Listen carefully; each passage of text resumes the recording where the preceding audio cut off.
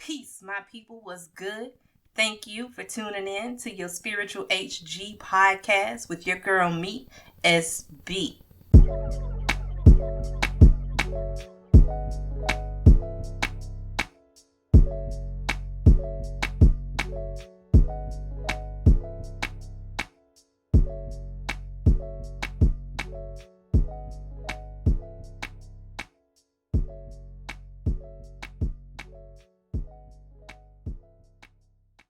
What it is, tribe?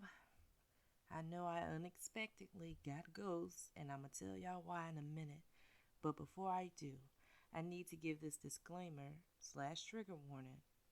If anyone is currently going through any mental health issues, please do not continue this episode. Do not pass go. Do not collect $200.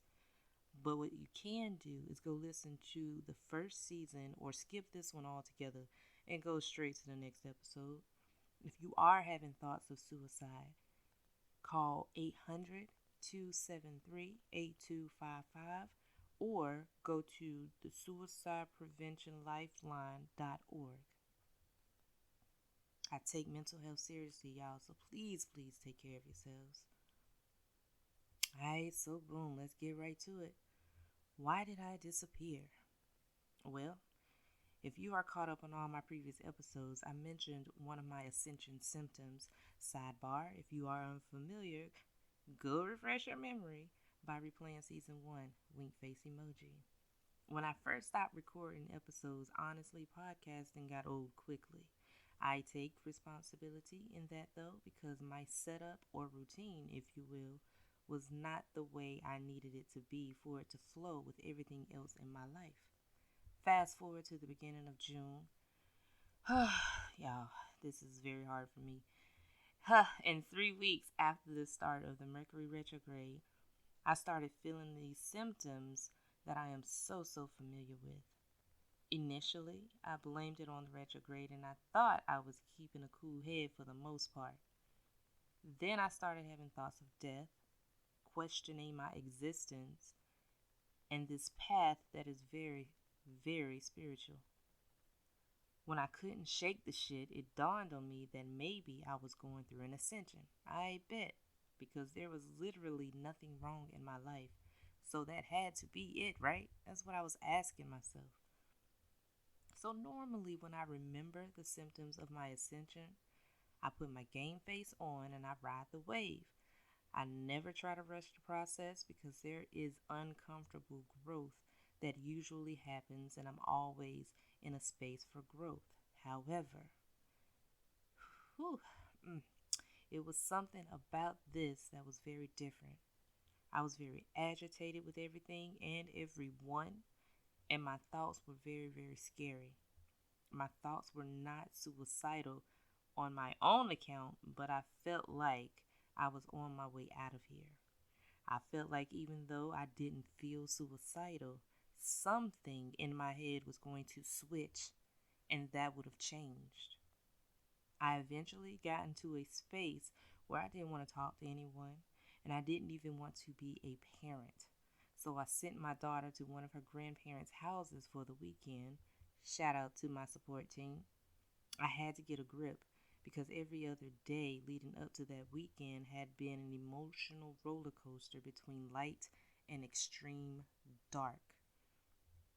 I had no intentions on speaking to anybody about what I was going through because I didn't think anyone would understand, or because most people would regurgitate what is normal. You know, pray about it, it'll pass, blah, blah, blah. I didn't want to hear it because it was deeper than that. I knew it was deeper than that because of the journey that I am on. My spirit team works in mysterious ways, though.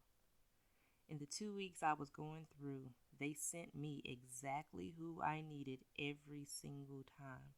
Shout out to my spiritual support team. I found out that a lot of people who vibed on a certain frequency were going through the same thoughts and feelings. I removed myself from the world that weekend as much as I possibly could. I cut my phone off completely, and I did not speak. I literally did not open my mouth to speak. What I did was I got out in nature.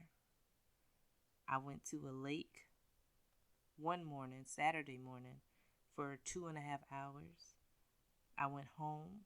I sat, said nothing. Later on that afternoon, I went to a pond that I like to go to and to just sit and just be out in nature. And then I came home and watched Stranger Things until I got caught up. And, talking to the TV is different. So just go with it. The weekend after my silent mode, it still wasn't enough. I was still going through it.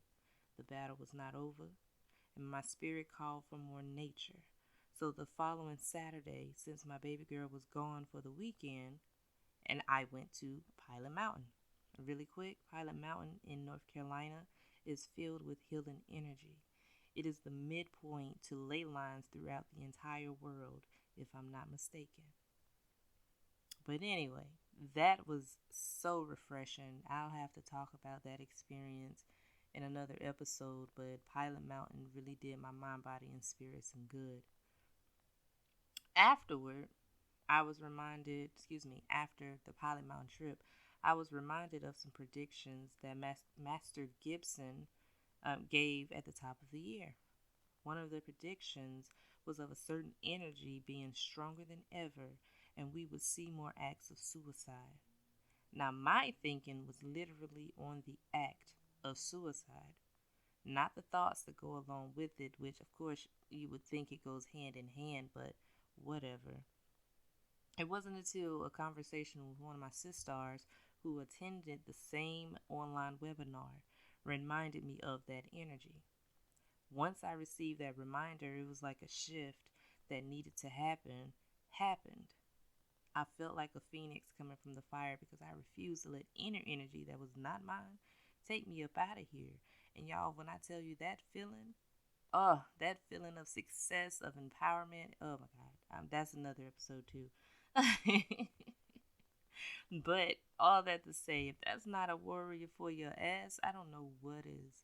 Because I'm only giving y'all bits and pieces of the thoughts and things that I was going through. It is so much more I can talk about that I'm probably going to have to break it down into different episodes. But I really had to get this particular episode out of the way.